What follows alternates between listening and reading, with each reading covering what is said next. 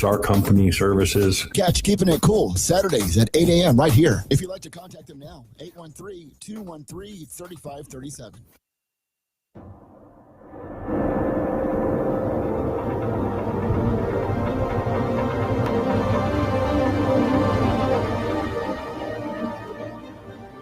From the heart of Central Florida, you're listening to the most electrifying show in media. A Neighbor's Choice.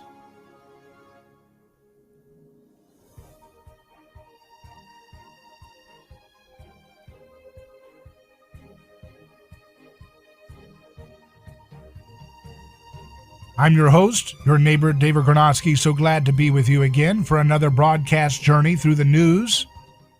That means we're going to get into a lot of interesting stories today, but we're guided by looking at the past, understanding history, understanding anthropology, how we got to this point in history, where we're going to go if we use our better judgment.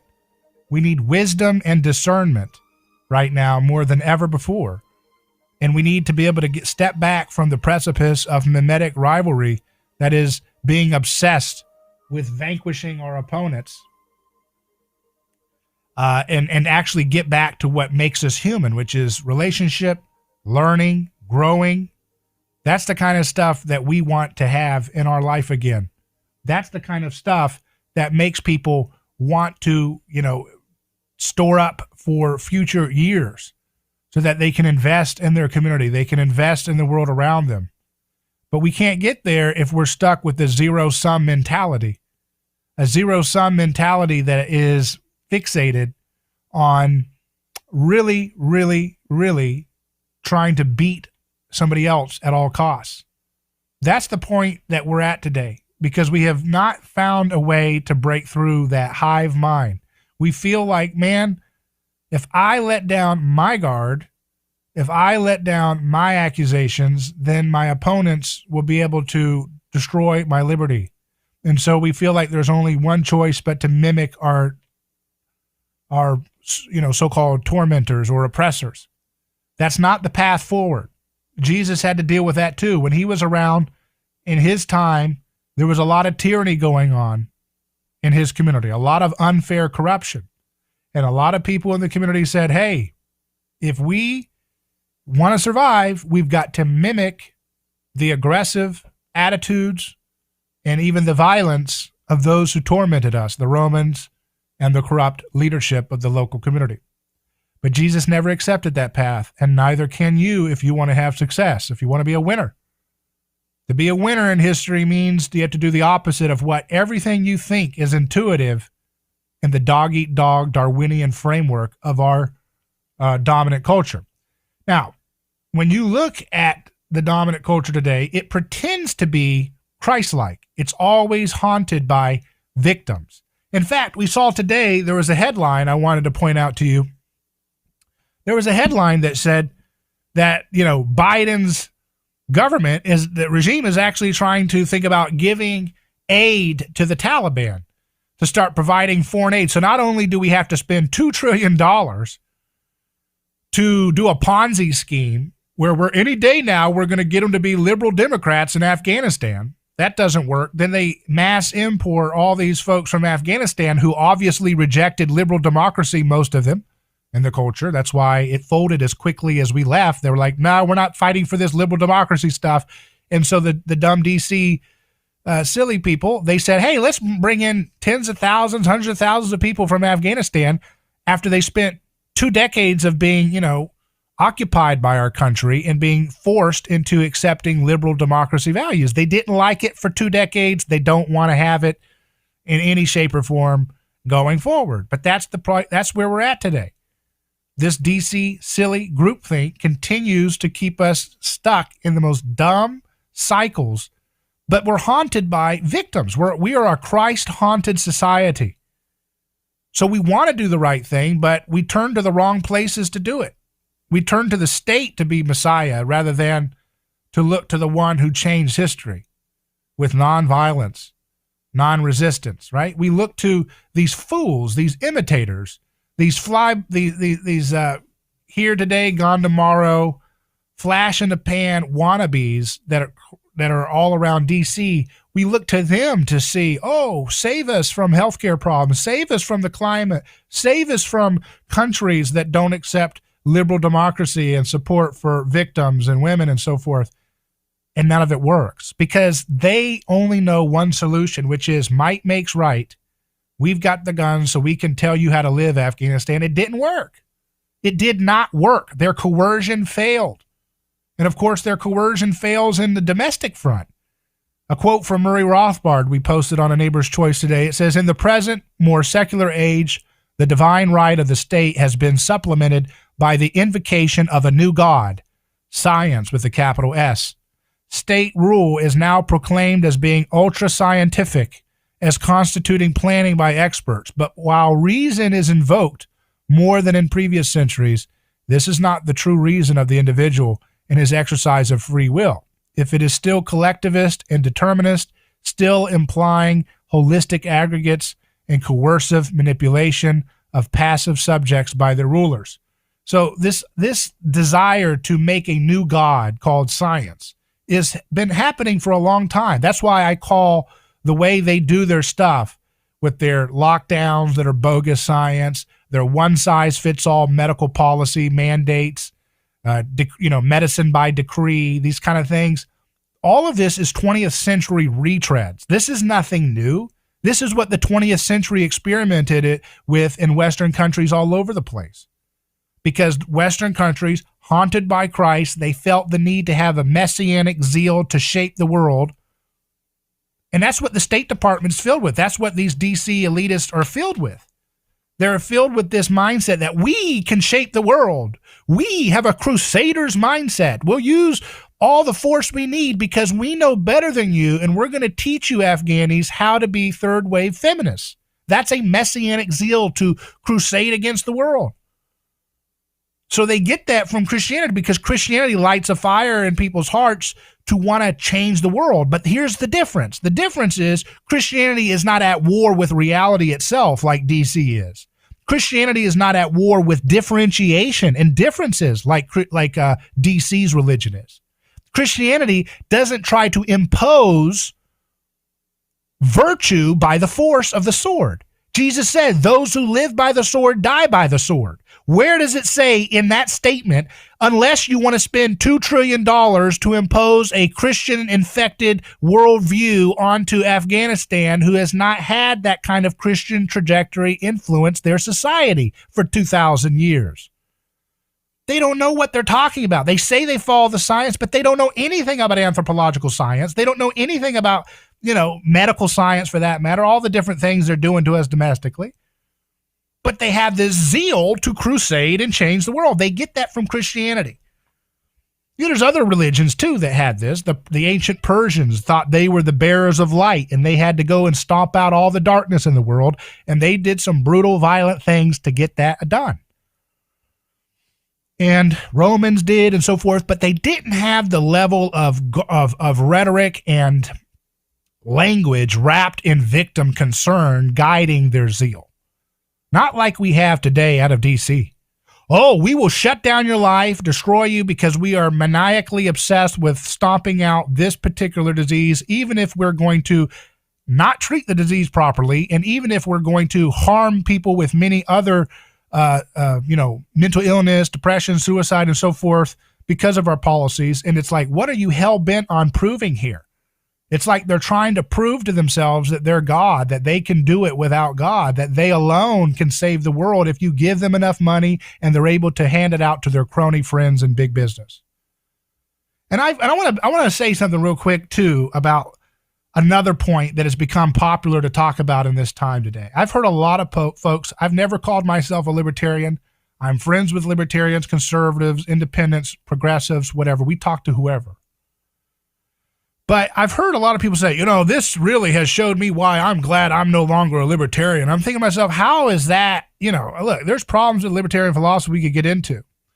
But how is this world that we've seen in the last 2 years made you want to have more government involved in your life? They are fundamentally corrupt, these agencies that are monopolies that are dictating the decrees of everybody's life for 330 million people, telling you one size fits all education. People around the world, many countries, intelligent countries, have not made masks mandatory for kids, but DC folks want to. In many countries, in many states around Florida, many counties in Florida, and many states around America want to make this a mandatory thing. You heard Fauci acting very, again, anti-American in the way we understand liberty, the way we understand ethics and dignity and treating people the way we want to be treated, saying, no, let's go ahead and mandate these drugs for kids, even 12 and under. They've already done tests, and they're still doing tests on 6-month-old babies. Are they going to make that mandatory for you to have a baby in a hospital? You have to subject them to this product with legal immunity? Come on. If Fauci was a 6-month-old baby, he wouldn't want to be treated that way. So why doesn't he learn to treat others the way he would like to be treated? You know, if you're 80 like him and you've been eating seed oils because that's what the government has erroneously told you to eat to the detriment of your health, then make that decision for yourself, Fauci. But don't put that on a 6-month-old baby. I guarantee you, if he had the option, because of how he's salivated out loud about how excited he would be to imitate Australia's tyrannical policy of 1 hour out of your house a day, he would love to impose it so that if you want to have a hospital birth, you got to get that baby, these products, plus their booster routine probably, for the rest of their life. I mean, this is how ridiculous. This is not how you treat somebody if you are a civilized, intelligent, sophisticated adult. That's not what we have in D.C. We have clowns. We have fools that say, let's spend $2 trillion trying to force through the barrel of a gun people's worldview transformation so that they can be third-wave feminists in Kabul. And after that scam obviously falls apart as soon as they stop their little charade, then they're going to say, we're going to give aid to those same people we told you had to send your sons to fight and died to fight against. Now we're just going to cut them checks all the time. It's ridiculous. It's preposterous. Only a fool. And I don't understand why these people in D.C. seem to hate the American people so much. But it's not just the American people. Obviously, they have contempt for other people's worldviews. They have contempt for people of color in Afghanistan that think differently from them. They say, nope, we'll spend 20 years getting in your face, policing your streets, telling you what to do, and if anything goes bad, we'll blame the military or we'll blame whoever president wants to cut funding of the war or reduce troops. And even now, you see them showing their muscle, the permanent state in D.C., where they're saying, hey, we're just releasing the transcripts of what Biden was saying with the people, the leadership of Afghanistan's former government, to show that we are in charge here. And we want to tell you we don't care who you elect and what they do on your behalf. We're the bureaucracy. We're the lifers. We're the ones that get the pensions. We're the ones that get the revolving door contracts with big companies once we step out, whether the big companies are in big military companies or big pharma companies. We get to do what we want. You have no power. That's not the case. That is not the case. The rule of law, empathy, market technology, disrupting their little hive mind frequency, media disruption, all of these things are going to continue to eviscerate the 20th century top-down mindset that these folks are unfortunately stuck in. And we will build back a better place with liberty and pro-family and getting along neighbor to neighbor, not fighting over which race is the worst or the best. We're not going to let their garbage ideology nation build us into hell. We're going to take care of ourselves. We're going to take care of our enemies, even in our neighborhoods, because that's the pathway forward. I'm David Gronowski. We'll be back in just a moment, live on A Neighbor's Choice. You can call in at 727-587-1040.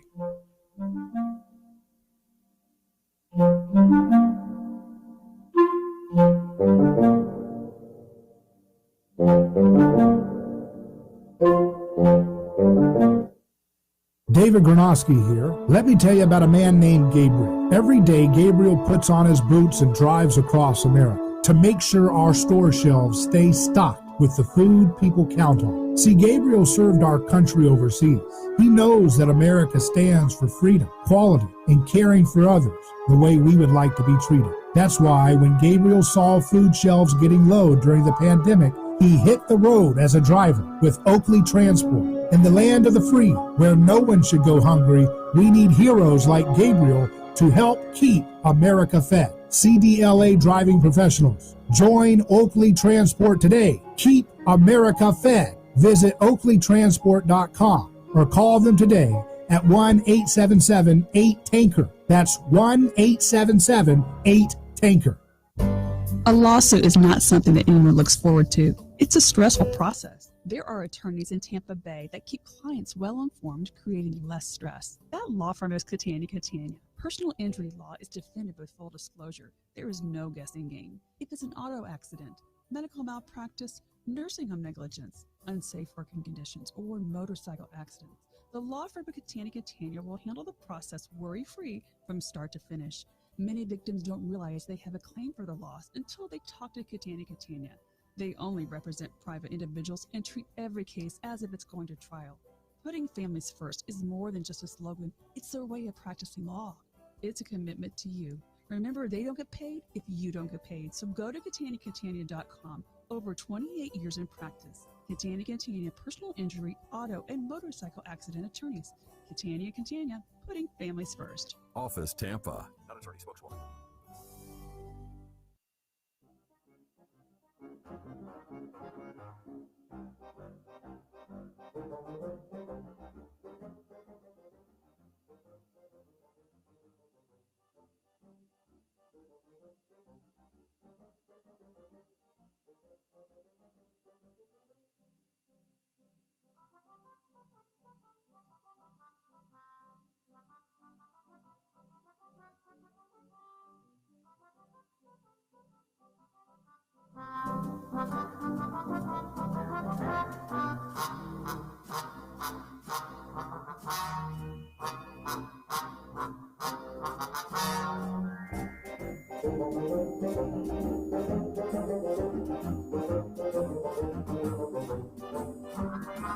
And Neighbor's Choice returns. I'm your host, David Granosky, and we're live on radio where we're going to have some really fun guests come on the show today. And I want to, look at some of the stories. Newsweek, here you have the establishment lackey media for big government, big business. Even they are starting to report reality.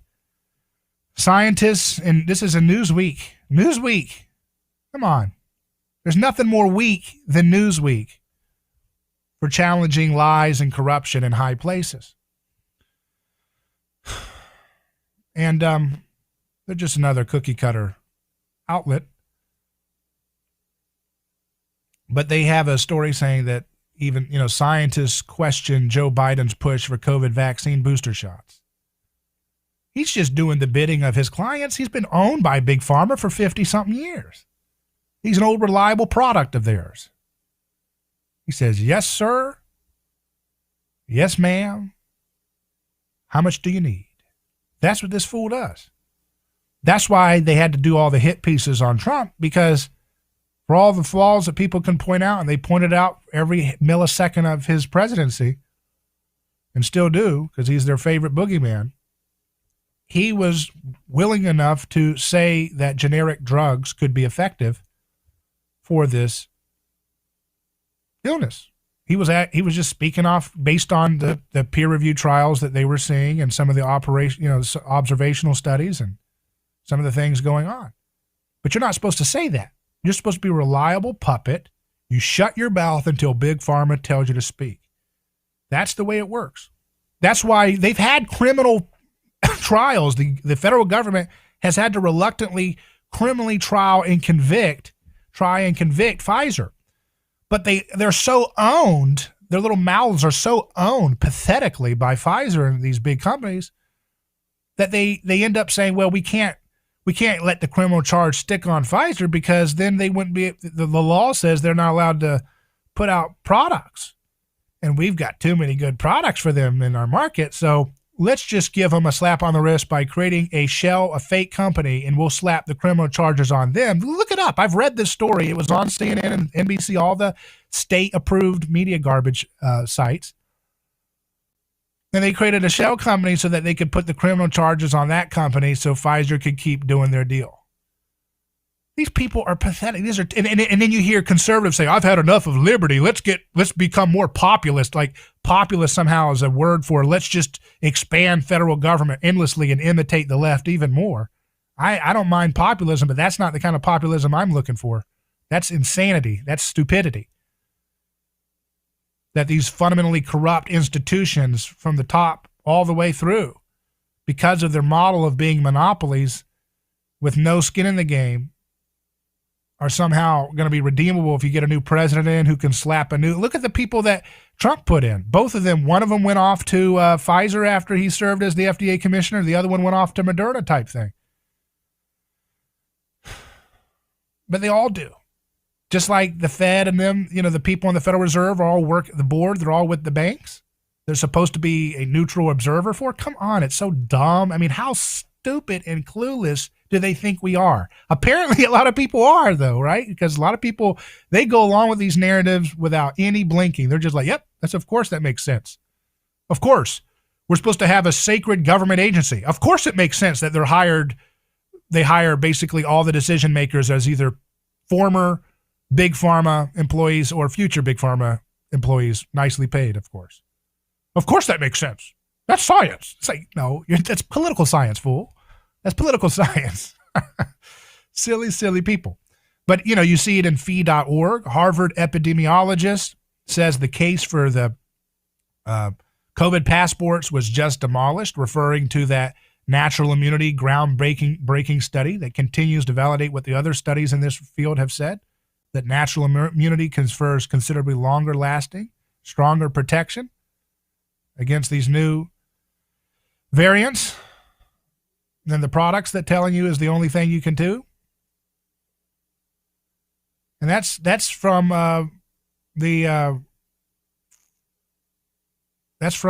Martin Kulldorff, who is a scientist at Harvard. He's an epidemiologist. But, when you are locked in a groupthink stupor, it doesn't matter how many scientists you bring out. If people are in a state of mental, break from reality, it's not really going to work. It has to be an emotional, passion, gut thing that changes first. Facts and figures. Remember one of the things I've always said to you. Humans are not moved by facts and figures. Okay? So when people say, I follow the science, what they're saying is, I follow a kind of lifestyle brand that I have seen in pop culture since I was a kid. They're not saying I follow data, I read peer review papers, I discern between biased, corrupt government officials who are obviously in a revolving door relationship with companies they give legal immunity and tell you need to have endless boosters for. They don't have any actual data, facts, or reason in mind when they say, I follow the science. They just follow the aesthetic of what science. It's like a religion. It's like a ritual, liturgies, different things that you have to do that makes you look cool or edgy or scientific. And that's what they mean when they say, I follow the science, usually in that droning thing, and then ignore all the facts that we continue to prove. So we have to change their gut level. We have to change their passion, their desires. That's a deeper way of shifting people back to sanity. We'll take a break and return with our first guest in just a second, live on A Neighbor's Choice.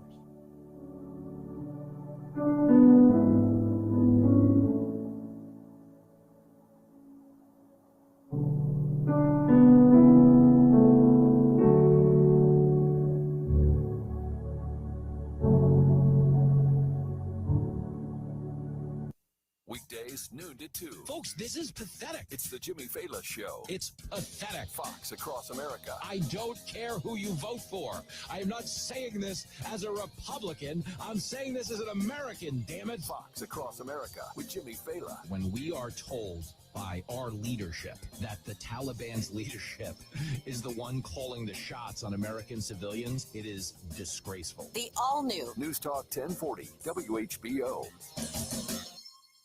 I Ida continues her trail of destruction, bringing flooding and tornado threats to mid-Atlantic and northeast states today. Louisiana, the hardest hit state from Hurricane Ida, dealing with nearly 1 million power outages, flooding, gas shortages, and dangerous heat.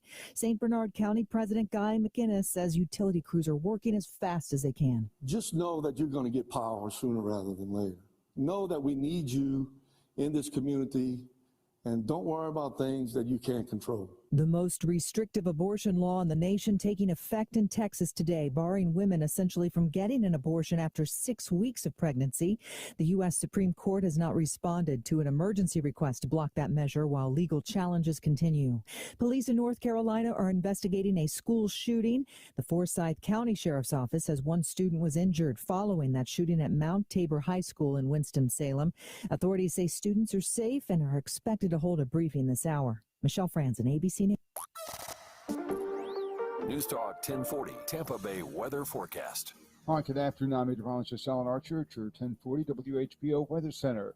A disturbance line extending from the remains of once Hurricane Ida, now located over West Virginia, extends through North Florida, instigating this afternoon's 80% chance of ongoing rain and storms at 80, 60% tonight, low 74. Well, then tomorrow, it's a 75% chance of more rain and storms up to 83. I'm meteorologist Alan Archer, News Talk 1040 WHBO. David Gronowski here. Let me tell you about a man named Gabriel. Every day, Gabriel puts on his boots and drives across America to make sure our store shelves stay stocked with the food people count on. See, Gabriel served our country overseas. He knows that America stands for freedom, quality, and caring for others the way we would like to be treated. That's why when Gabriel saw food shelves getting low during the pandemic, he hit the road as a driver with Oakley Transport. In the land of the free, where no one should go hungry, we need heroes like Gabriel to help keep America fed. CDLA driving professionals. Join Oakley Transport today. Keep America fed. Visit oakleytransport.com or call them today at 1-877-8-TANKER. That's 1-877-8-TANKER.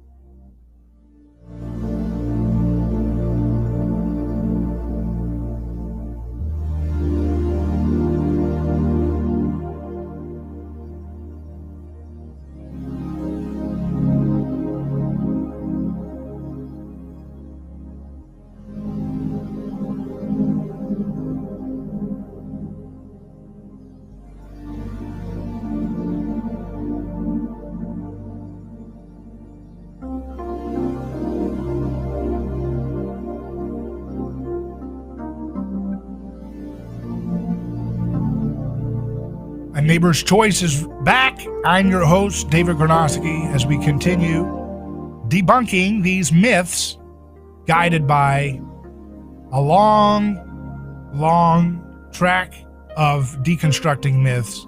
Myths are what? What is a myth? A myth is a story that people create as a cover-up for collective violence, okay? Now, I know that myth is used in a more casual meaning of just something that's not true. Like, hey, that's a myth that frogs are reptiles. Those are amphibians, or something. You know, that's like a more normal version of the word myth. But in a true sense of mythology, the actual myths, as they actually functioned in history, myths were stories that a priestly caste would tell and reinforce with the community through performance, like rituals, like liturgy, which is a form of worship, like taboos, that which is clean versus that which is unclean. And those myths are stories that cover up collective violence. And those acts of collective violence are what we call sacrifice. Now, Jesus said that God desires mercy, not sacrifice. This is the first time anybody ever said that and lived it out in their experience in history that we have recorded. That God desires mercy, not sacrifice. Up until that point, the whole world was all about this idea that the gods demanded sacrifice. Today, we think we don't have gods, but we actually do. These gods, we call them things like general welfare, public health policy, majority rules, the science, these little words that you come up with. These are all just another psychological tool for people to ground their justifications for why it's okay to perpetuate narratives that justify sacrificing nonviolent, innocent people through imposition of your will. That's what myth is. And that's exactly what the media does today. And that's exactly what social media helps do today. But that's exactly what we have to be completely on guard against and getting out of our lives. Because it's not true that it's okay to sacrifice some for the greater good. That is totally bogus. It doesn't create a greater good, and it's not right, even if it did. God makes the rain to fall on the just and the unjust. God makes the rain to fall on the vaxxed and the unvaxxed. Do you see how this works? That's not how the world looks at things. The world looks at things by saying, ooh, if you don't do what the collective says, you're not cool, you're not good, you're not as good as us. Or as the people talked about Obama's birthday party where they didn't have masks, even though we now have the same government agencies coming out and saying that even if you're double vaxxed, you can still have, get infected with this new variants. But they knew all that, and they still said it's okay that Obama packed in hundreds of people and made the help wear masks, but all the elitists and snobs were allowed to not have masks on, a lot of them, as they ate their sunflower toxic vegetable oil sludge plant burgers for his birthday. It's okay because they're sophisticated. So that's how the Romans thought. The Romans thought if you were in the aristocracy, you could do things to your slaves, you could do things to those who were working for you, and there was nothing anybody could do about it, up to a certain point if you kept it within a certain boundary. But if you were a person of lower status, they would do whatever they needed to do to you. And you didn't have any say-so. You didn't have any objections. You didn't have jury nullification like we have unwisely forgotten about today that we still have on the books. We don't have things like, the right to self-defense in these places like Rome. We don't have these stuff.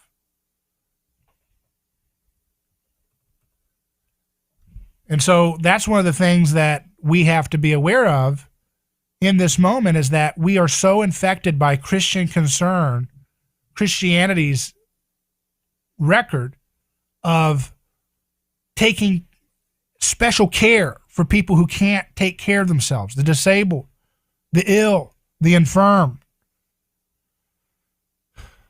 the downtrodden, the minority. Those are all wonderful things, but the most sacred of all is the human person itself. Christianity was the birth of personhood itself. Before that, all stories, all myths, and therefore all cultures were collectivist in one form or another. And to this day, most cultures still are haunted by a lot of collectivism, but they're also got a counter signal of personhood, which what Christianity brought into the world. Even in its mistakes, even in its institutional blunders, it was doing so with a zeal of trying to protect the human person, even as it made horrible, violent, collectivist missteps that slandered the name of its founder, Jesus. So I want people to keep this in mind, and you've all asked for, many of you have asked for deep dives into anthropology. You've all wanted me to do more in terms of analyzing the Bible, analyzing biblical texts. So here I've got an announcement to make. Put this on the calendar. Save the date. September 9th at 11 a.m. Eastern Time. We're going to be doing an invite only. You got to send me an email, and we'll bring together a group of whoever wants to participate, whether you're a radio listener, a podcast listener, video stream listener, website listener, YouTube, Facebook, Rumble, wherever you're at. Email us hello@aneighborschoice.com. That's hello@aneighborschoice.com. If you want to participate in this Zoom video discussion, we're going to do a mimetic anthropology question and answer. You ask me questions. You guys can ask each other questions, and we're going to set the foundation of doing exactly what many of you have been asking for, which is a meetup group that we're going to start doing on a regular basis to deconstruct mythic texts and then to analyze biblical texts to see how the Bible deconstructs mythic violence, how it deconstructs ritual groupthink, how it deconstructs the collective delusions that we still have today and provides us with the way out. Because all of these collective delusions today that the governments are imposing on us, they are all imitating the real thing, so that if Christianity can come back, it will be like the real sheriff showing back in town after the crooked sheriff took over when he was gone. When the real sheriff shows back, the frauds don't look good anymore. So that's why I keep telling us we've got to get back to Christianity.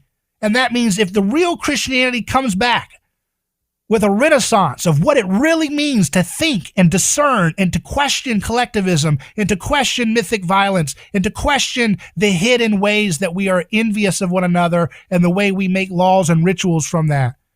If the real Christianity comes back, all these forms of tyranny that people are trying to do right now, they're going to wither away on the vine because they're all imitating Christianity, because people are hungry for Christianity, but they don't see it properly practiced in so many institutions that say they're Christian.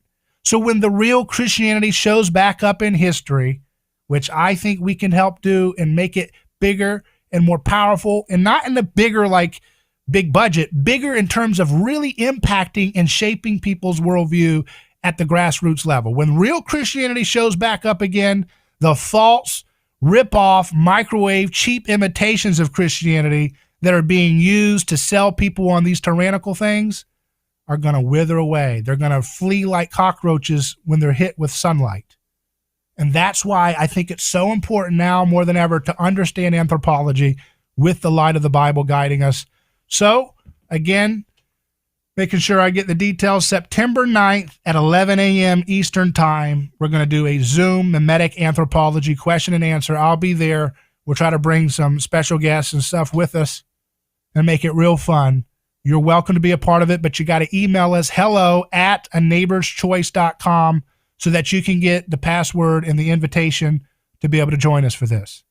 So send us an email at hello@aneighborschoice.com. and we'll send you the link, and you can be a part of this first of hopefully many interactive community events where we're going to analyze myth with the Bible. So with that out of the way, let's turn to our guest who joins us now. He's a former professor, he's former leftist, and he is someone who, he's still a professor, he's just not doing it in the traditional cathedral sense. We have with us Michael Rechtenwald. How you doing, Michael? Do we have Michael or do we lose him? Oh, okay. We're going to try to see if we can get him back on here. I thought we had him. But that's the thing that, when you're doing a live show, you're always going to have little hiccups there technologically. But, when you look at what's going on in the world today, we have to continually find folks like Michael Rechtenwald, like James Lindsay, like these folks who are intellectuals, but they're building, we had Joff Schellenberger on the show the other day. He's someone who's a former, professor in a university setting who's now building his own thing. We had Justin Murphy. We've interviewed him. Another person. These people get canceled from traditional universities, and then they build their own online courses with some really world-class thinkers participating in the discourse. This is what we need. This is the Renaissance. Christianity, let me put it this way, okay? Christianity is always found outside the camp. What do I mean by that?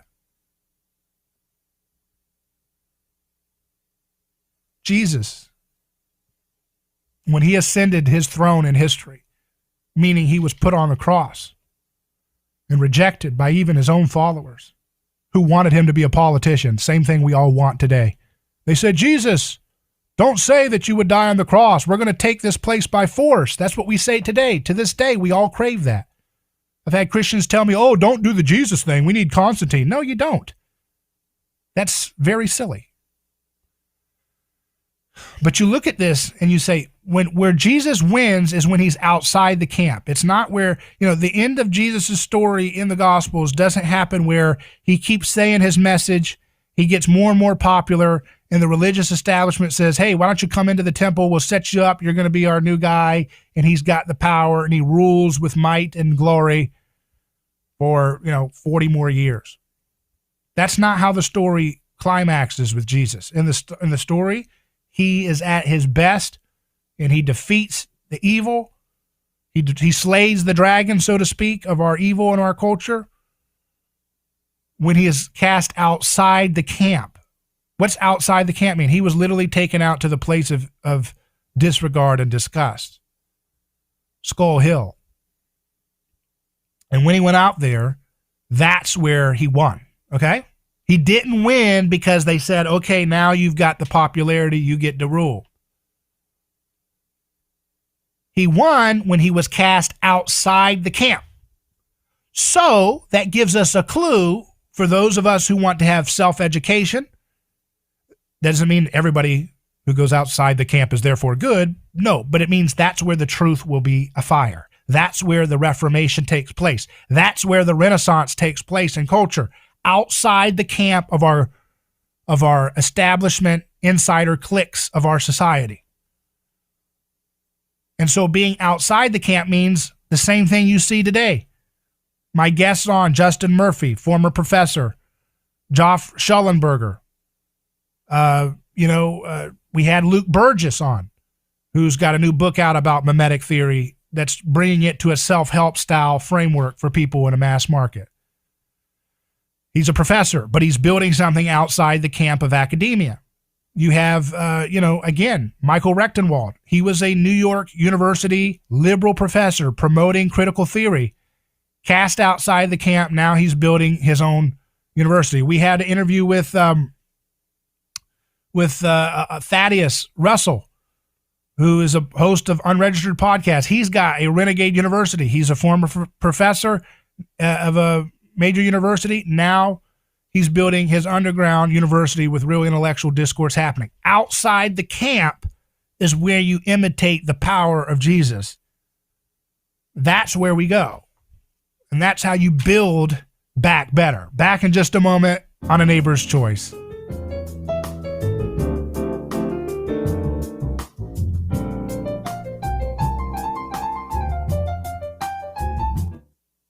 Who is your neighbor? Dave and Wally are team drivers for Oakley Transport. One day, they came across a very serious accident on the highway. Some might pass on by, but Dave and Wally saw there was no time to waste. They jumped into action and saved 2 people's lives with moments to spare. That's the kind of courageous love we need more of today. It reflects the respected culture Oakley Transport develops with their driving professionals. CDLA licensed drivers. Join Oakley Transport today for a rewarding career. Visit oakleytransport.com. That's oakleytransport.com.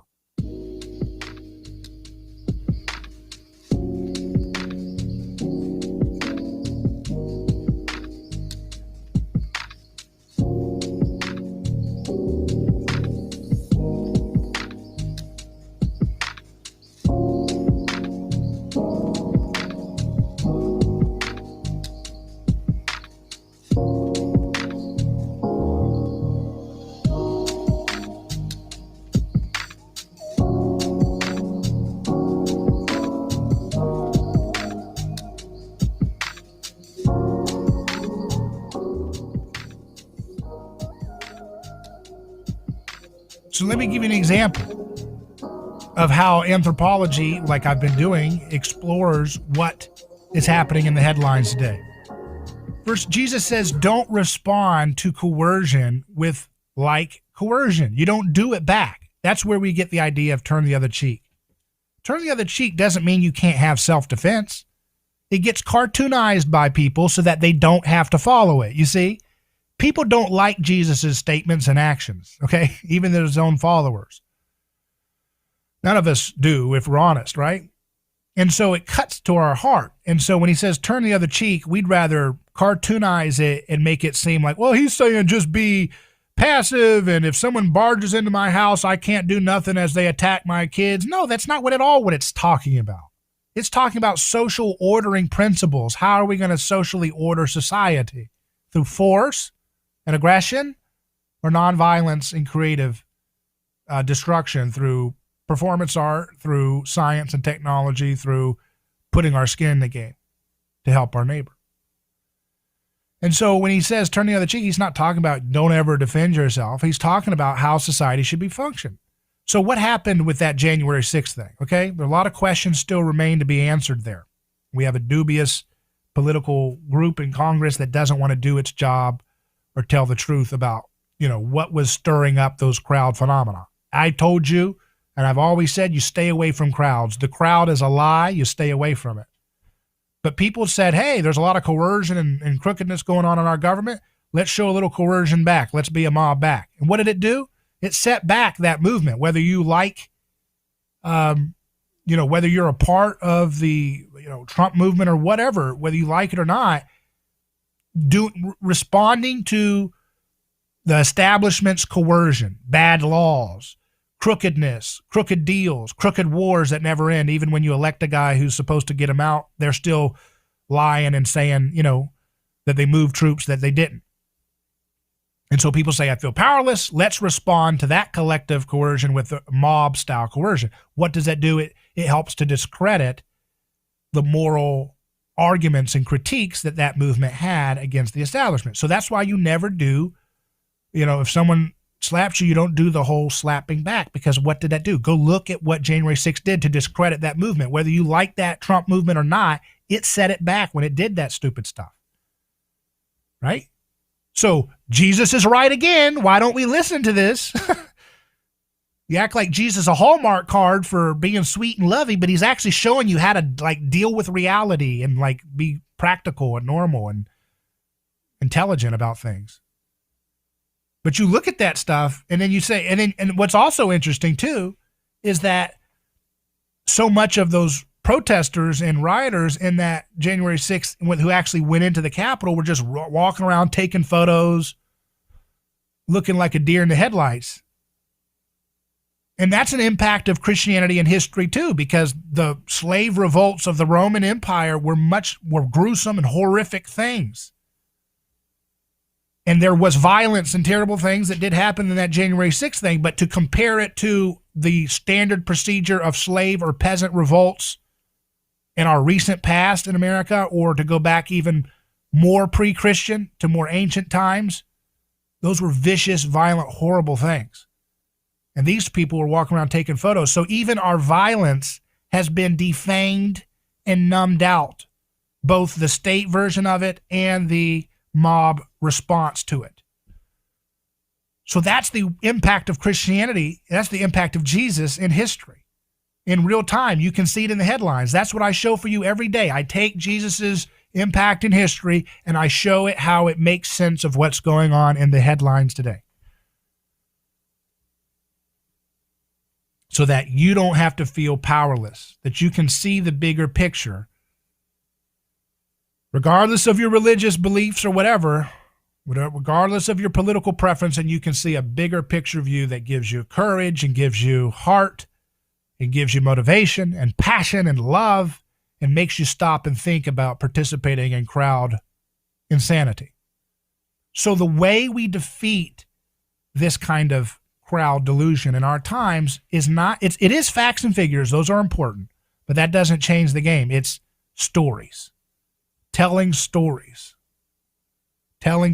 of people wronged by the biomedical tyranny that's been happening, by the lockdown, showing stories, sharing stories, powerful, emotionally true and honest, piercing stories. And when you tell those stories, that gives people the opportunity to say, you know what, maybe we need to think less about lockdowns and mandates and dictatorial style edicts, and let's try some more creative things. Maybe, just maybe, a out of touch government bureaucracy that's staffed by past, present, or future pharmaceutical company employees is probably not the best way to make decisions about what is science for medicine. Maybe, just maybe, we can slowly wean off of sacrificial structures, because that's what government agencies are. They are sacrificial structures. We are the only one. You do what we say. Nobody else can say anything about food or drugs or whatever it is that they claim to have the final sovereignty about. This is the same old song we've been hearing for thousands of years in human history. And Jesus gives us the path out. He gives us a path to disrupt the same old reciprocal blame game, tit for tat violence that never gets us anywhere. And the only thing we've got to do is have the courage to believe that he actually is the master of history, that he continues to demonstrate that he is every day in the headlines as the whole world is gripped and haunted by that person's legacy unfolding in the headlines till this day. So rather than trying to say, well, yeah, Jesus is great, but that's what I'm going to use as a cartoon to make me feel good in my personal life, but then I'm going to go for a Constantine or a Biden or a Bernie Sanders or a Trump, and that will be my hero that I'll put all of my actual emotional energy trying to emulate. No. That's the way that Peter wanted to do. Peter said, I don't want to do it the nonviolence way, Jesus, because I don't believe it's possible. And that's the same thing we say every day. That's why when the crowd was presented with Jesus, who do you want to save, Jesus or Barabbas? Barabbas, the real name for Barabbas was Jesus Barabbas. Barabbas means bar of Abbas of the Father. So there's two Jesuses. The crowd's presented with, and Barabbas was not just a serial killer like Jack the Ripper. He was actually a revolter. He was trying to storm the capital of his time. But in that time, they did it with real gruesome, horrible violence that has been defanged slowly but surely because of the impact of Jesus in history. So who really won that day? Because Barabbas, he won his life. He got to live to fight another day because the crowd chose him. And just like the crowd continues to choose the false Jesuses and Messiahs of our time. But who really won? Because Jesus' message of nonviolence has so impacted history that we now make stories where every movie we ever tell, the Avengers, Jurassic Park world, whatever, all of them deal with the question of whether we should show mercy and not sacrifice our neighbors or our enemy, right? Every story, the hero has to deal with the villain. They've got him cornered. Do they use violence or do they turn the other cheek and say, you know what? I'm going to let you go. Go look at Lion King, Simba. He doesn't kill Scar. It's an accident, right? And look at Ninja Turtles, their first one, 1990. Splinter doesn't kill Shredder. He slips because he has to catch the knife that Shredder throws at him to try to stab him. Go look at Avengers. Iron Man doesn't kill the opponent. He sacrifices his life to stop the evil, right? Go look at Titanic. Jack doesn't kick the girl off the little raft. He sacrifices his life to save the girl, just like Jesus is sacrificing his life to save his bride, which is you and the whole world and humanity. You're in his story, whether you like it or not, so you better start living up to it. I'm telling you, you can't escape it. It's the water of the fishbowl that you're in. You can't get out of that fishbowl. You're in it. You better be in it to win it, okay? That's A Neighbor's Choice. I'm David Gronowski. Email me hello@aneighborschoice.com. We'll be back with guests in hour 2. Stay with us. Godspeed.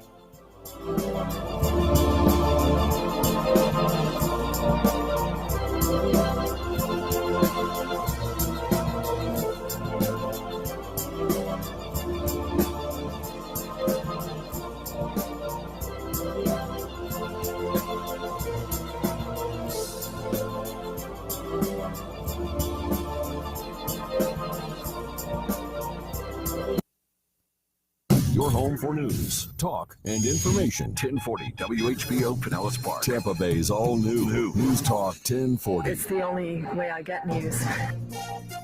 From ABC News. I'm Michelle Franzen. The damage from Hurricane Ida still being assessed as floodwaters recede and authorities move in. Louisiana Governor John Bel Edwards today described the damage as widespread. Crews are working, he says, to restore power to tens of thousands, but that could take weeks. The majority left out in the dark in New Orleans. There were some areas that actually started to have power restored today, principally in New Orleans with the feed that came in from New Orleans East. President Biden will visit the ravaged state Friday to get a first-hand view of the destruction. Ida is still wreaking havoc. Torrential rain and tornado threats now in the mid-Atlantic and northeast states.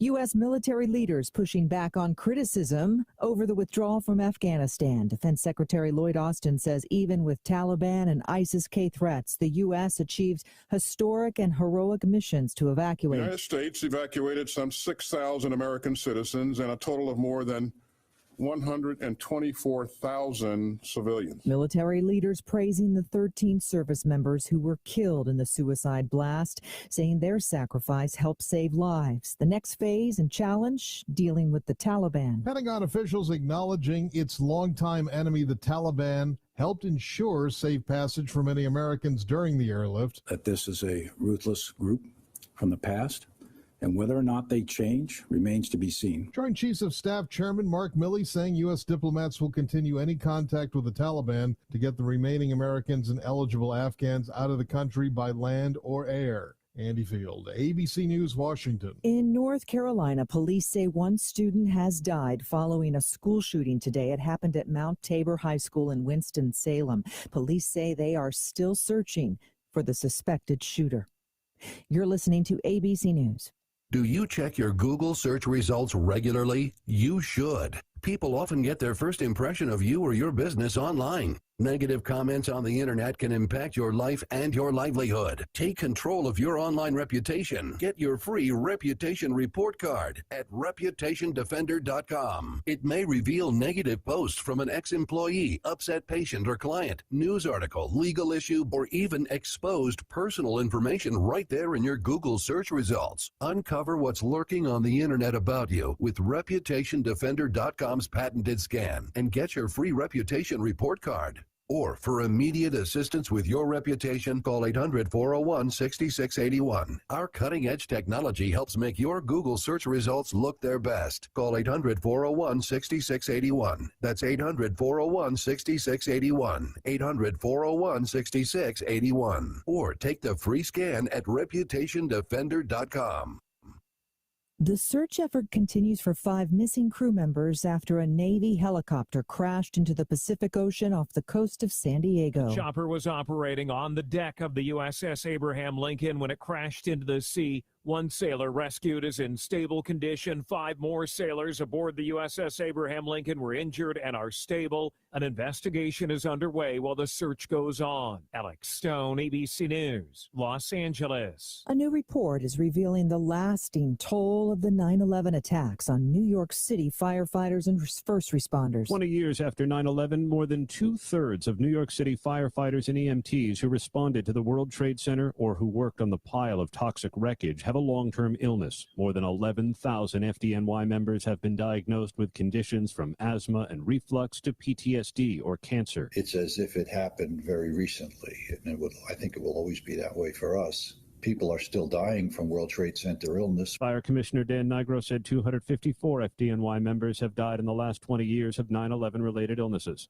Aaron Katursky, ABC News, New York. An investor paying $340,000 for what he thought was Banksy's NFT. Turns out it was a fake. A scammer tricked the collector into buying the fake artwork advertised through the Banksy official website, which was hacked. This is ABC News. Vaccines are not enough, and accurate thermometers are essential for everyone. COVID is once again a major concern, and fever is the key symptom for both the flu and COVID. An accurate thermometer, like the Exergen temporal scanner, is essential to detect fevers early and reliably. Studies have shown that non-contact thermometers are ineffective and therefore dangerous, as they create a false sense of security. Exergen is working with a single focus to ensure that everyone who needs an accurate thermometer can purchase one. Learn more at Exergen.com. Michelle Franzen, ABC News.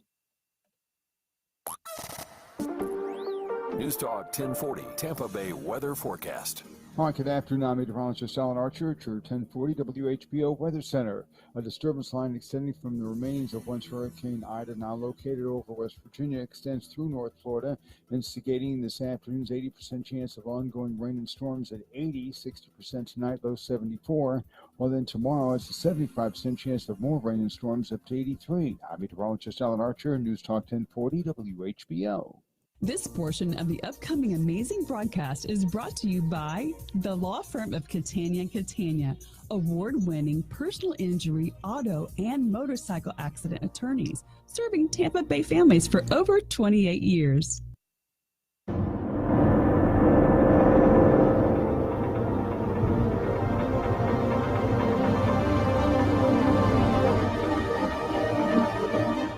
From the heart of Central Florida, you're listening to the most electrifying show in media. A Neighbor's Choice.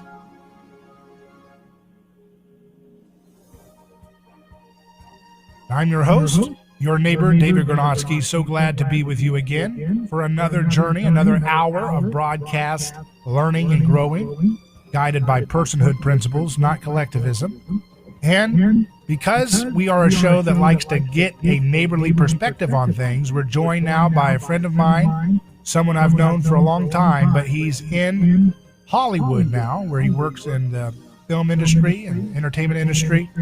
And he's here to give us an inside perspective on what's going on in Los Angeles as it pertains to their really, I believe, egregious mandate to have vaccine passports.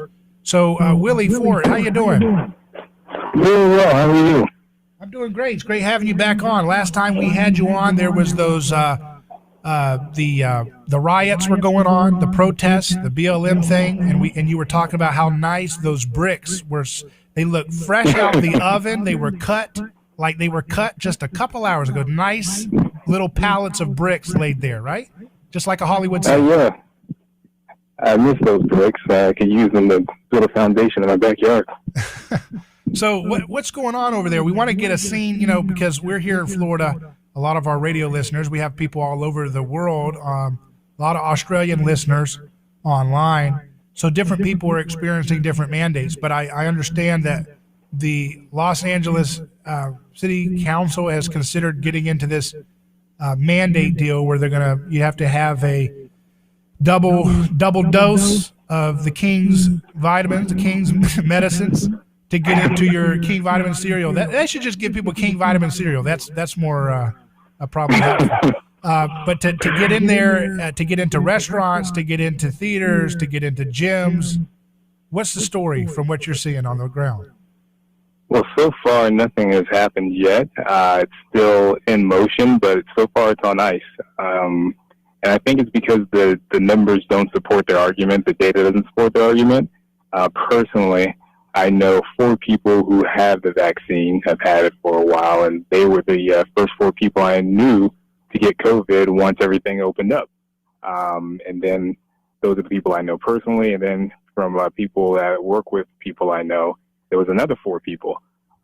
People who haven't been vaccinated, they still haven't gotten it yet, or they had it and they're over it and they're still not getting vaccinated. So we're not counting those people here unless you go to the hospital. We're only counting apparently new cases of the unvaccinated people, and the numbers weren't that high. They weren't that high. If you look at it, if you say maybe, I'm just giving a rough estimate, if you say we had maybe 50 cases 1 week, and then all of a sudden we open things up, people go on vacation, they go all over the world, they come back, and now we have 350 cases. That seems like a lot, but it's still down from the thousands of cases we had at the height of everything. Right. So you're a millennial. So are a lot of people your age in LA going along and getting their double dose, or what's going on with that? People my age, so it's mixed. There's a lot of people I know who they vote a certain way and they feel the vaccine is necessary. And then a lot of people I know who don't vote a certain way or have no party affiliation have chosen not to get it because they just don't trust the vaccine or they don't think it's necessary. I see. So now you said that there's a desire to there's a lot of people who are saying this is not going to come into effect. I thought it was a law. What's the status of this legally?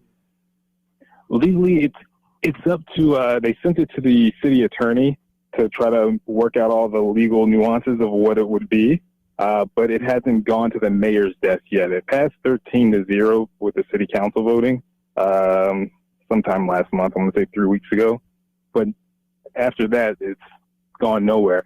There are restaurants in West Hollywood and parts of downtown LA that require you to show vaccination, but those are just a handful. Beyond that, I do have to wear a mask when I go to the gym. We have to wear a mask indoors. It's the most ridiculous thing. I was at Walmart and I saw a guy walking around with no mask and no one felt the need to stop him at all. So it is what it is. So you don't think it's actually going to come to pass like it? I guess it's implemented right now in New York City. I tried to have a guy on who has a restaurant protesting it, but he jumped out at the last second yesterday. I don't know what happened to him. I'm trying to hope that they can get the crime under control over there. But you don't see that. You don't see it actually coming to pass, huh? I don't, and I think it's very political. We have the governor going through his recall right now, so I think that's weighing in. The way that's shaping up is between the governor versus the national Republicans versus the people who actually live in the state and wanted to recall him. So that going along with vaccinations and everything just playing out in the media right now, it seems like it's not the most important thing at the moment. Because that would be a big impact. I heard that they wanted to make retail stores, you had to get it to go into retail stores. So, yeah, and a lot of retail stores don't really want it because there's potential money being lost, money that they've already lost from the shutdowns a year ago and beyond, money that they don't want to lose from potential customers. I mean, to show that you have the card, I know some people who have cards that aren't valid, they're fake. So I guess that's going to be a hot market here. But to show a card, to always have a card on you, even if they give you the digital version, it's just an extra thing to go through. And stores, are they really going to kick people out for not having a vaccination card or a vax card or whatever? I don't know. You mentioned the recall election, and, that's something I wanted to ask you about. What are you seeing? You're kind of politically in tune with what's going on. Do you see the Governor Newsom having a chance of being defeated in this recall? And what's your assessment of the Larry Elder campaign that seems to be the front runner to replace him? Well, Larry's definitely the front runner right now. He's grabbed a lot of people's attention. He's something different. He's something new. He's something fresh. He's not Gavin Newsom. Gavin Newsom's very much a type of politician who's heavily favored and loved in Silicon Valley. Not so much down here, but the way they're shaping the election is it's Gavin Newsom, the Democrat, versus the Republicans in Washington, D.C., not the Republicans here or just the people in California. And the blue blood liberals here instantly hear that and they're like, we gotta say no. We gotta vote no. We gotta vote no. So you think, I've heard that some polls show majority of Hispanics are for firing Newsom. Do you think that number could hold? Because if so, that could be a big blow to him. That is big. They don't trust him. From the articles I've read and everything I've heard, they just don't trust him. He does have a very high unlikability score in the state. But he does have that love in Silicon Valley and those in even LA who work in like the tech field and parts of Hollywood. They do seem to like him. They don't really know why they like him, other than they feel like they should, but they like him. And apparently, is he not really inspiring much enthusiasm in terms of turnout for African American voters in this? No, they don't like him at all. They don't like him. I do know that there are 4 million recall ballots that have already been mailed in for early voting. They lean, of course, Democrat, but that doesn't mean anything. We're 13 days out officially, so anything can happen. He has a slight margin right now, but anything can happen. What do you think would happen if a Larry Elder got elected? I mean, that would be a huge seismic shift and wake-up call for a lot of folks in the Democrat Party and Republicans. around the world, around the country, you know? And what would that actually mean for California? What could he get done, or what could culturally happen there? What could he get done? I'm not sure. He'd have a year and a half to do things. The state is still so heavily blue, and the people in Sacramento, the state capital, they're so blue. I don't know if they'll allow him to get anything done. It would be just a huge shockwave in general. It'll be another turn of the red tide, the red wave that is slowly growing in California. But I honestly don't know what he can get done. I mean, California is the 5th largest economy in the world, so it would be interesting to see what he would try to implement. But officially, I don't know what he could get done with so many people against him. And what's the? Do you know what the? I mean, it's I don't know the specific statistics. What the Republican versus Democrat voter role is? Do you know what it is? Is it like 60% Democrat right now in California, around the country, around the state? Or it's closer to 70, and I think it's gone up. But the one thing California does have is a lot of independent voters. They may lean a certain way, but we do have a lot of independent voters here, and those are like actual people who can sway an election here. So 67 seems about right, and then a large independent population as well. That's in the teens. To me, it seems like one of the key things that needs to turn California into a more open-minded society again instead of a one-party regime would be education. And I know that Larry Elder has run on big promises to try to do a lot with school choice reform. And I know that a lot of Democrats are very enthusiastic about having school choice. So do you see that the school choice issue could be the linchpin that really starts to turn the tide culturally and then politically for California to be more of a diverse-minded state again? It could be, possibly. I think California is still so bogged down with social issues, one of them being homelessness here.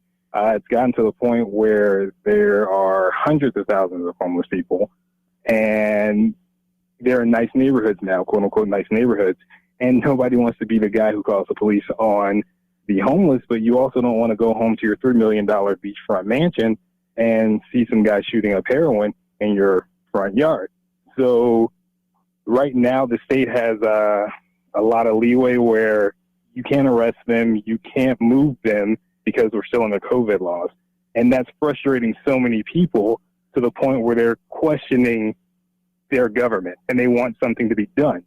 So that on top of education, on top of our taxes, our high gas prices, our high food costs, our high rent, everything, it could be the final straw to break the camel's back.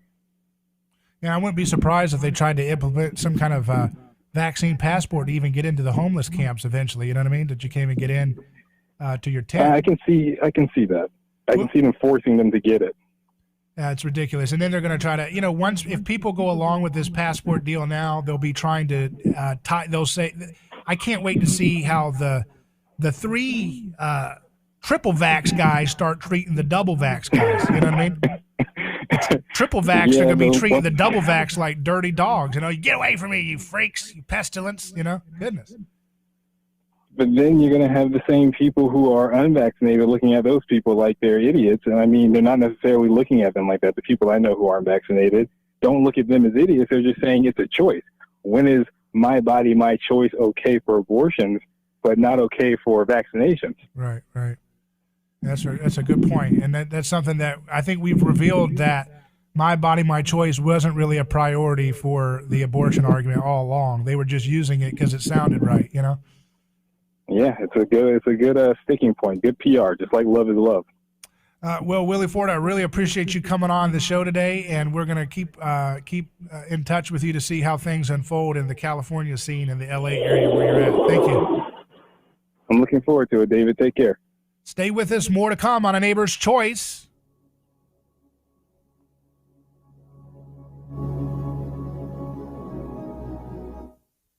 David Gronowski here. Let me tell you about a man named Gabriel. Every day, Gabriel puts on his boots and drives across America to make sure our store shelves stay stocked with the food people count on. See, Gabriel served our country overseas. He knows that America stands for freedom, quality, and caring for others the way we would like to be treated. That's why when Gabriel saw food shelves getting low during the pandemic, he hit the road as a driver with Oakley Transport. In the land of the free, where no one should go hungry, we need heroes like Gabriel to help keep America fed. CDLA driving professionals. Join Oakley Transport today. Keep America fed. Visit oakleytransport.com or call them today at 1-877-8-TANKER. That's 1-877-8-TANKER. A lawsuit is not something that anyone looks forward to. It's a stressful process. There are attorneys in Tampa Bay that keep clients well informed, creating less stress. That law firm is Catania. Personal injury law is defended with full disclosure. There is no guessing game. If it's an auto accident, medical malpractice, nursing home negligence, unsafe working conditions, or motorcycle accidents, the law firm of Catania will handle the process worry-free from start to finish. Many victims don't realize they have a claim for the loss until they talk to Catania. They only represent private individuals and treat every case as if it's going to trial. Putting families first is more than just a slogan. It's their way of practicing law. It's a commitment to you. Remember, they don't get paid if you don't get paid. So go to Catania.com. Over 28 years in practice. Catania, personal injury, auto, and motorcycle accident attorneys. Catania, putting families first. Office Tampa. Not attorney spokeswoman.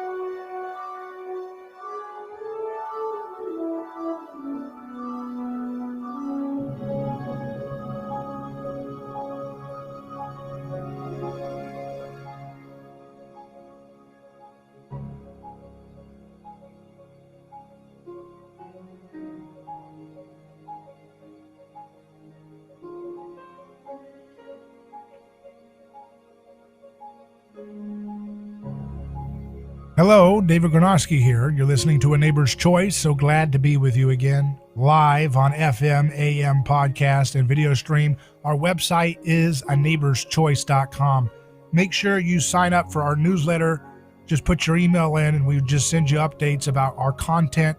We've got a lot of online-only exclusive content, podcasts, videos. It's like a, again, I don't call it a university, but it basically functions as a lot of fantastic meeting grounds for scientists and medical researchers and thinkers, historians, theologians. We got them all. So check out aneighborschoice.com and sign up for our newsletter so you don't miss anything. Also, again, I mentioned it earlier and I'll mention it again in this hour that we have September 9th at 11 a.m. Eastern Time. We're going to do a Zoom kind of a community event that I'll be on and others, where we're going to have a Q&A about mimetic anthropology, a question and answer kind of deal to get people where they're at and understanding anthropology, understanding Rene Girard, understanding how to deconstruct myth in our media today the way Jesus does in his time, and how to bring that personhood revolution of Jesus forward. So that will be September 9th at 11 a.m. Eastern Time on Zoom. If you would like to be invited to that, email us hello@aneighborschoice.com. That's hello@aneighborschoice.com. So that way we can, put you on the list to be a part of that discussion of our listeners and viewers and whoever wants to be a part of deep dives into kind of a group event. I know a lot of you have been asking for that, so we're going to put that on the calendar. September 9th at 11 a.m. Eastern. Email us hello@aneighborschoice.com. I'm looking at an email from a listener named Thomas. He says, "Hello, Mr. Gronowski. I followed your show for over a year now, and I really want to tell you how much I appreciate your work. It's very original and stimulating. You don't find podcasts like these every day." He says he's a 35-year-old man from Denmark. He's much interested in philosophy and history and anthropology, religion and science. And he listens to every episode of the podcast and also on Rumble. And thank you for that. And thank you for checking out the website, you say. Just looking at some of the things here, because you really get it. You really get what we're doing here based on this email. He says, I love the aesthetics of your show. You have the absolute best, most original, and most tasteful music out of all the podcasts I know of. And that score he's referring to, our music, was done by Stephen Limbaugh, the cousin of the late, great Rush Limbaugh. And Stephen Limbaugh did an excellent job capturing the spirit of what we were trying to do. And that's fantastic. And also, we continue to really be excited about what we're going to do musically and so forth. He says, every time I listen to your show, I feel like I'm in some kind of movie that brings me feelings of nostalgia and futurism at the same time. And the Twin Peaks style red carpet behind your back fits it all so well. Very good. I'm glad you get the Twin Peaks connection. Very, very. This is someone who's been following the show and gets it. Even I've never mentioned Twin Peaks, I don't think, but he gets what we're doing here. So anyways, appreciate you sending that email. We love hearing from all of you. And again, we get so many folks from all over the world. And I know this is kind of a Florida focused show, but I think we're all Florida man now, aren't we? Can we all say that? We are all Florida man now. We are united in what Florida man represents. And so that's what binds us together. Even if you like your place better, I hope you like your place better. I hope you like your community better than what you see on TV, because it's important to be loyal to your roots. Looking at some of the comments on our live stream. By the way, we're going to have Tucker Goodrich, our nutrition expert, joining us in just a moment. So if you have a question about vegetable oils or other health issues, Tucker has got an encyclopedic-like knowledge of these things. So send in your questions and comments for Tucker Goodrich now. Go to our live stream on YouTube or Rumble or Facebook if you can find it. You might need a decoder ring to find it. And write your question for Tucker Goodrich. When we return in just a moment, he'll be with us. But he is someone who is really on fire with an encyclopedic knowledge of understanding the role that nutrition has for preventing a lot of diseases. And it's not so much what you eat, but what you don't eat that is important, as someone told me recently. A commenter says, man, even though Mr. Gronosky is nothing if not consistently great, today he seems to truly be on fire. Thank you. I appreciate you enjoying the show. Another says, myths and fictions are just distilled truth. Another named Jack says, myth, that is life. It is all about imposition of will. The anthropology thing sounds grand. Very good. Excellent work as usual. Another commenter says, I like Florida. Well, very good. I think it's wonderful that Florida is finally getting the proper recognition it deserves, because, that's what happens when you have media accumulated only in like LA doing the music and entertainment, and then New York doing news media and that kind of thing, and marketing firms and agencies and PR firms, and DC doing their deal. You get DC, New York, and LA. Well, they obviously have a bias against Florida. They've always had it. They always dislike Florida. They're jealous of Florida for a lot of reasons. And it doesn't look, again, if you've been growing up in California and you love the culture there, or you love the olives there, that's awesome. You love your local community. That's what we need. We need less. That's the thing. They always talk about nationalism. We don't need nationalism. We need localism. We need people loving their local community and being thankful for what they have, and not being rootless and placeless. We got too many people saying, oh, it's winner takes all. Let's go get DC and we'll put our people in and we'll run for Congress. And it's like waste of time. Just nullify their involvement in your life by getting power back to the local community and loving your community where you're at, being true to your roots, no matter where you are around the world. So stay with us. Send us your questions for Tucker Goodrich. We'll be hearing him in just a moment. You can also, again, email us hello@aneighborschoice.com for any question, or if you want to join our upcoming anthropology Q&A. Back in a second.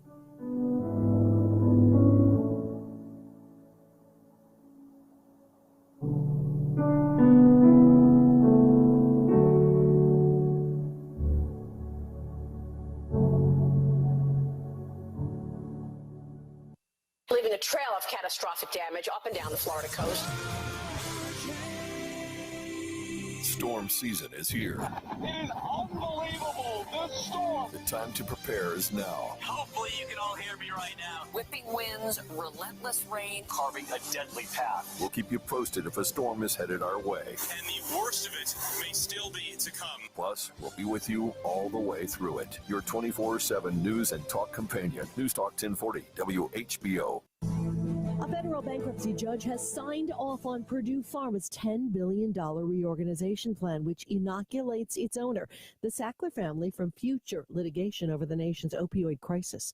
Louisiana Governor John Bel Edwards says the power may be starting to return in some parts of the state, but that now is not the time for residents who evacuated Hurricane Ida to return. Stores aren't open, schools aren't open, pharmacies aren't open. Our hospitals are very challenged. You don't have electricity, you don't have water. So if you come back, a lot of bad things can happen. So please be patient. President Biden will visit Louisiana on Friday. Joint Chiefs of Staff Chair General Mark Milley paying tribute to the 13 Americans killed in last week's attack in Kabul, Afghanistan. They literally gave their tomorrows for the tomorrows of people they never knew. Milley also confirming the U.S. airlifted more than 124,000 people out of Afghanistan. Daria Albinger, ABC. News Talk 1040 Tampa Bay weather forecast. Hi, good afternoon. I'm Meteorologist Alan Archer at your 1040 WHBO Weather Center. A disturbance line extending from the remains of once Hurricane Ida, now located over West Virginia, extends through North Florida, instigating this afternoon's 80% chance of ongoing rain and storms at 80, 60% tonight. Hey, Tucker will be on here in just a few minutes. Tomorrow, it's a 75% chance of more rain and storms up to 83. I'm Meteorologist Alan Archer, News Talk 1040 WHBO. Who is your neighbor? Dave and Wally are team drivers for Oakley Transport. One day, they came across a very serious accident on the highway. Some might pass on by, but Dave and Wally saw there was no time to waste. They jumped into action and saved 2 people's lives with moments to spare. That's the kind of courageous love we need more of today. It reflects the respected culture Oakley Transport develops with their driving professionals. CDLA licensed drivers. Join Oakley Transport today for a rewarding career. Visit oakleytransport.com. That's oakleytransport.com.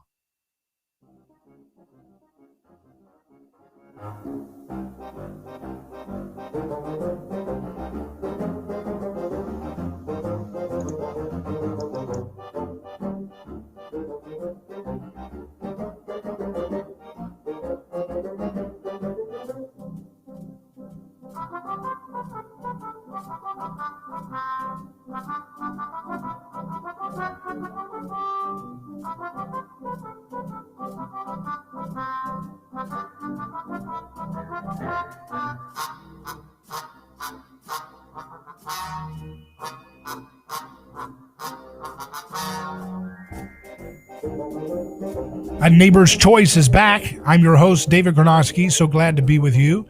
And we are live. We're live worldwide on our website at neighborschoice.com. You can go there and listen to the audio stream while you're at work or whatever, 4 to 6 p.m. Eastern Time, weekdays. That's Monday through Friday, 4 to 6 p.m. Eastern Time.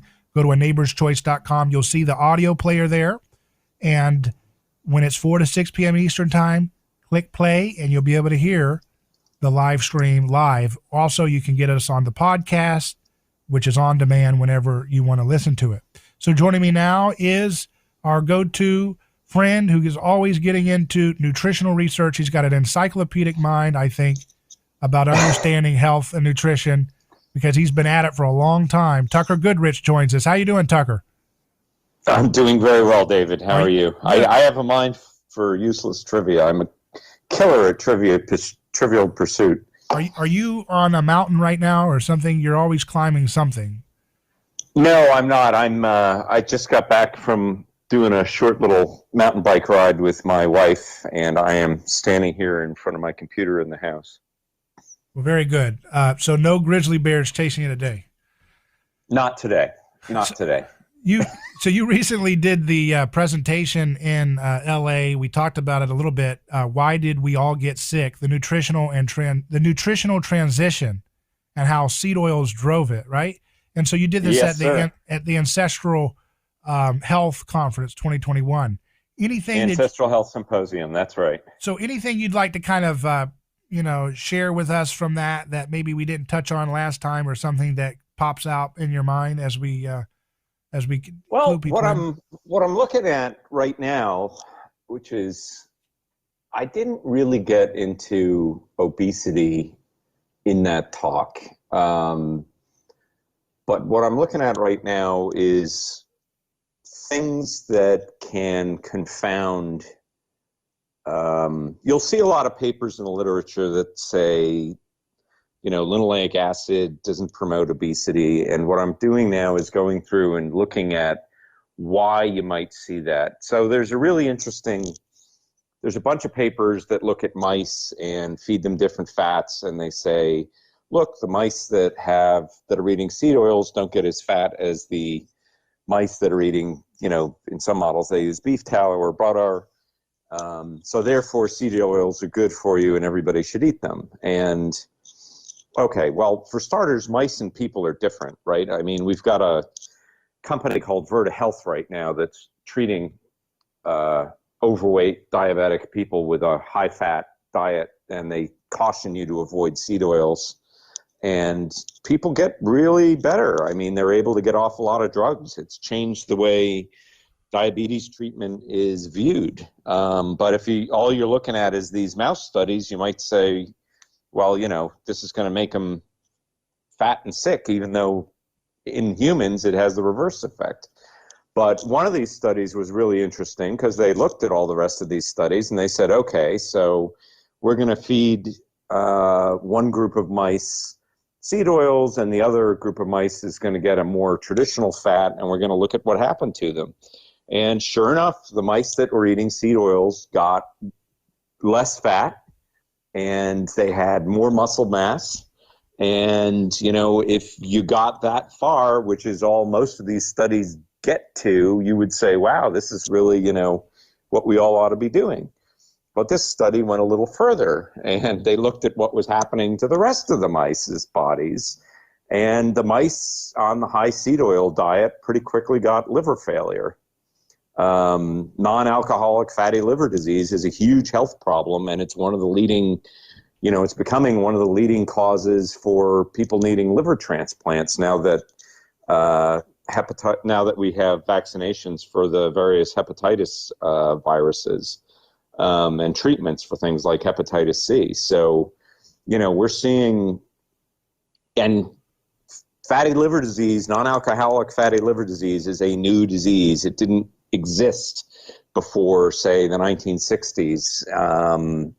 And now 20 to 30% of Americans probably have it to some degree or another. Can you get that? Can you get that by eating too much sugar and not eating any seed oil type foods? Well, that's a really good question. So what seems to happen is if you eat fructose, fructose is the table sugars made up of glucose and fructose combined to this molecule called sucrose, right? That's table sugar. Fructose, if you eat it on a high seed oil diet, accelerates the damage from seed oils, right? So this has been shown in human kids where they give them a big load of fructose and then they look at what's happening to their LDL, and their LDL is getting oxidized pretty quickly. And that's one of the things that seems to lead you to fatty liver disease and to type 2 diabetes is having oxidized LDL. That seems to come first. So, that's a confounder. You can, if you don't drill into this enough, you might think, look at these studies. This stuff is good for you. Well, yeah, it's good. Okay, if your only concern in life is not being too fat, then yes, go on a high seed oil diet. It is acutely toxic. It will make you nauseous, which is why Virta Health doesn't recommend its patients do that. And it will probably give you liver failure at some point down the road, and who knows what else. And we don't really know because nobody eats a high seed oil diet. And even the people who promote a high seed oil diet say it's probably not a good idea to just, like the Harvard School of Public Health says, oh, well, these guys, look so bad because they were on a high seed oil diet. Well, that's what you guys have been telling us to eat for the last couple of decades. That's why we're doing it. So, yeah, another big confounder, and this is a really important one to note, is exercise. So exercise protects you against seed oil oxidation in your body. And that's one of the important reasons that we should all get enough exercise. And you don't have to be a marathon runner, but get up, get off the couch, go out and walk, and, do as much as you can. There doesn't seem to be any upper limit. And that protects you against toxic effects of seed oils, which is why we see huge benefits from runners have half the rate of chronic disease of everybody else, half the mortality rate of everybody else. And a big part of why that happens seems to be that they are better able to defend themselves against what happens to seed oils in the body. So that's another big confounder. And then just, even if, oddly enough, even the guys who tell us that seed oils are healthy for us, apparently they're no longer healthy when we eat them as fried foods, because all those guys, Harvard School of Public Health, Tufts Nutrition, they all say eat lots of seed oils, but don't eat any fried foods. Fried foods are really bad for you. They'll make you fat. They'll make you sick. They'll give you heart disease. Well, what are fried foods fried in? They're fried in seed oils, almost exclusively. There's hardly any restaurants in the planet at this point that don't fry foods in seed oils, right? I mean, they're a cooking oil. That's what they're used for. And these folks don't seem to be able to connect the dots that, hey, if frying in seed oils is bad for you and we tell you that, then maybe cooking in seed oils or just eating seed oils also might be a problem. So anyway, that's another confounder in the other direction, that fried foods are really, everybody agrees fried foods are bad for you and fried foods are fried in seed oils. So, but that also makes, by comparison, if you're, putting salad dressing made from soybean oil on your salad, it may not be so bad as going and eating, the French fries at McDonald's. So it gives it kind of a false health aura. Non-fried seed oils are better for you than fried seed oils. That's like saying you should, in my opinion, that's like saying you should smoke filtered cigarettes, but not cigarettes, which is true so far as it goes. But the better idea is not to smoke any cigarettes. Right. If I'm recalling what you said, right, if you eat a certain level of seed oils, it can help you lose weight, but if you eat a certain amount of seed oils, they can help you be obese. That's confusing. It is confusing. There seems to be a area where if you eat within a certain range of seed oils, which is where most Americans are, that it's obesogenic. It makes you obese. And if you go above that level, it seems to have the effect of the fat burns off. Your body is saying, okay, this is sending me a bad signal, and I'm going to basically, if you're driving along in your car and you put the clutch in and don't take your foot off the accelerator, the engine's going to rev. Well, that's what your body does on a high seed oil diet. So you're burning calories as, just waste heat. And that can have a benefit in terms of obesity, but unfortunately, those, the signal for your body to do that is a toxin in the body, and it's the toxin that causes liver failure. So, it's kind of a trade-off there that you might make, right? But not a good trade-off. One aspect of the disease goes away and another worse one comes on, right? But it can be very confusing when you're going through the literature and you're talking, say you're talking to your doctor and you're trying to change your diet like I was, and he says, well, a high-fat diet might not be a good idea. You can point at Virta and you can, say, I'm not going to be eating these fats because this successful program recommends that you avoid them. And these studies that you may be quoting to me, they're not really getting the picture quite right? Because they're saying, oh, they have health effects, and they're only looking at one aspect of it. So how much is can you give us some real world examples of how much the level of seed oils you could eat? Is it 5 pizzas a day or something? What is the thing that's going to make people, I think, because it makes me think about how many people are super thin, but they eat junk all the time. Maybe they're thin because they're at that higher threshold, or it could be something else, of course. Yeah. One of my best friends was one of those guys. He was a year younger than me and super active, used to eat, we used to mountain bike together and used to eat tons of junk food, fried food, everything that you shouldn't do. And he's dead. He died of a massive heart attack on a mountain bike ride, as a matter of fact. Very upsetting for all of us because he was, one of the most fit people I know, but he ate a lot of crap food. And we don't, it's like asking what's the right amount of cigarettes that I should smoke. Cigarettes make people thin too, by the way. Right. Yeah.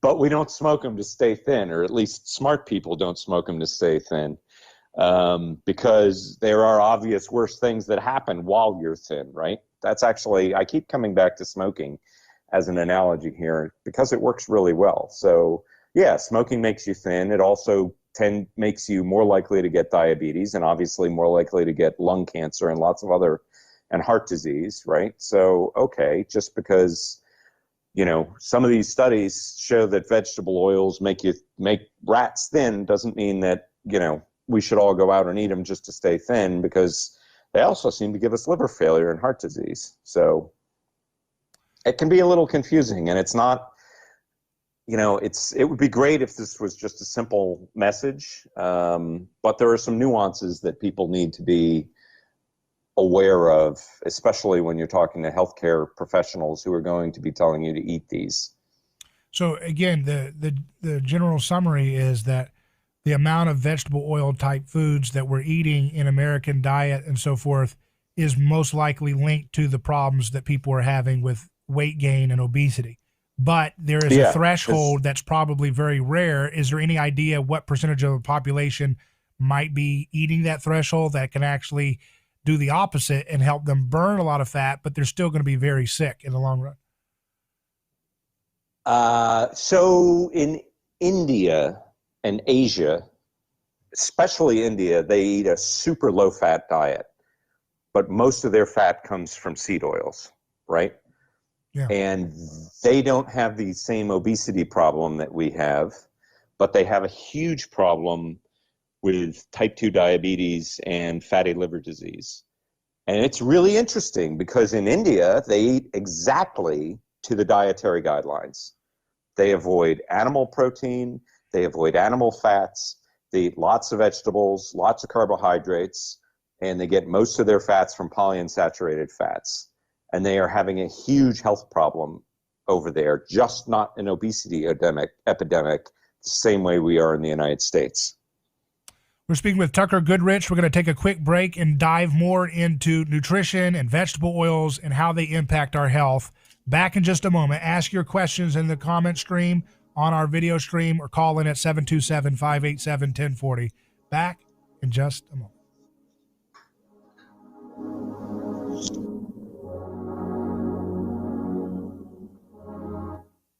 Who is your neighbor? Dave and Wally are team drivers for Oakley Transport. One day, they came across a very serious accident on the highway. Some might pass on by, but Dave and Wally saw there was no time to waste. They jumped into action and saved 2 people's lives with moments to spare. That's the kind of courageous love we need more of today. It reflects the respected culture Oakley Transport develops with their driving professionals. CDLA licensed drivers. Join Oakley Transport today for a rewarding career. Visit oakleytransport.com. That's OakleyTransport.com. A lawsuit is not something that anyone looks forward to. It's a stressful process. There are attorneys in Tampa Bay that keep clients well informed, creating less stress. That law firm is Catania. Personal injury law is defended with full disclosure. There's no guessing game. If it's an auto accident, medical malpractice, nursing home negligence, unsafe working conditions, or motorcycle accidents, the law firm of Catania will handle the process worry-free from start to finish. Many victims don't realize they have a claim for the loss until they talk to Catania. They only represent private individuals and treat every case as if it's going to trial. Putting families first is more than just a slogan. It's their way of practicing law. It's a commitment to you. Remember, they don't get paid if you don't get paid. So go to Catania.com. Over 28 years in practice. Catania, personal injury, auto, and motorcycle accident attorneys. Catania, putting families first. Office Tampa. Not attorney spokeswoman.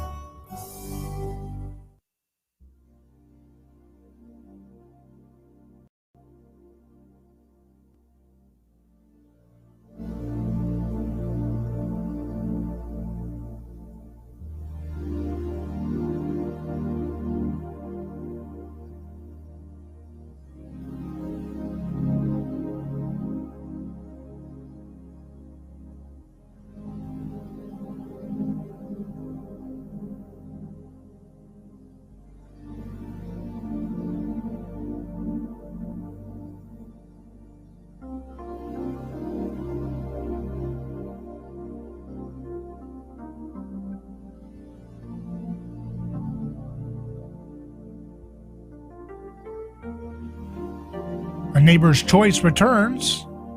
It's the show that examines the truth and science and culture, history, politics, guided by personhood, skin in the game, things that actually make sense, data, facts, in a pursuit of the truth no matter what the winds of the fashions are.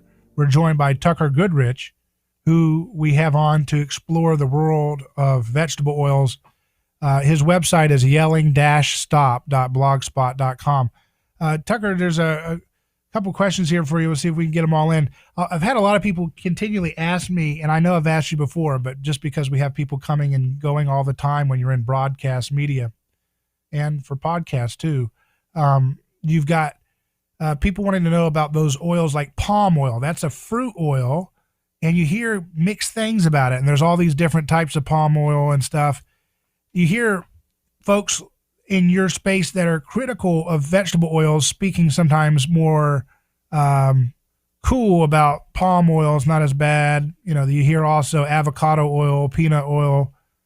And I know it may take a little longer than we have to go through that, but what's your verdict on that? Should we avert them? You see palm oil in a lot of processed foods, including like keto foods. People try to get keto cookies or something. It'll say palm oil on it and stuff. So they don't know, is that at a scale of 1 to 5 in terms of bad for you, soybean oil and that stuff being at the 5 level, maybe this is in terms of oils, this would be a 3 or a 2 or what? Did we lose you? See if we have Tucker back. Oh, I guess he dropped his Skype call. See if we can get him back on here. But that's the questions that we've got. We've got people asking about palm oil. We've got people asking on email about some of these other oils that you hear pro and negatives about. So I wanted to get those on. Tucker, do we have you back? Yep. Sorry about that. Okay. Little technical problem. So yeah, did you hear the question about palm oil? Let's just start with that. I heard the question. Yeah, I'd say palm oil is probably a 2. They've been using palm oil since they got rid of trans fats. It has a bit more omega-6 than, a healthy animal fat does. But it's definitely one of the better options out there. I'm a little leery about it just because, I've tried using palm oil. I'm not super fond of eating it, which to me is always just a bit of a problem. But yeah, it's definitely better than, soybean oil or the vegetable or the seed oils. Does it seem to have a problem with your mitochondria or oxidative damage and inflammation, hormone problems like you see with the big seed oils? I haven't seen anything. I haven't seen anything indicating that it's bad in that way, and it's definitely much less prone to oxidation than the other fats, than the seed oil fats, which is why they're using it. And it's a saturated fat. So for our keto and low carb people, they might. I'm just throwing this out there. They might be. I bet there's more PUFA vegetable oil type fat in chicken fat and pork fat than there is in palm oil, wouldn't there be?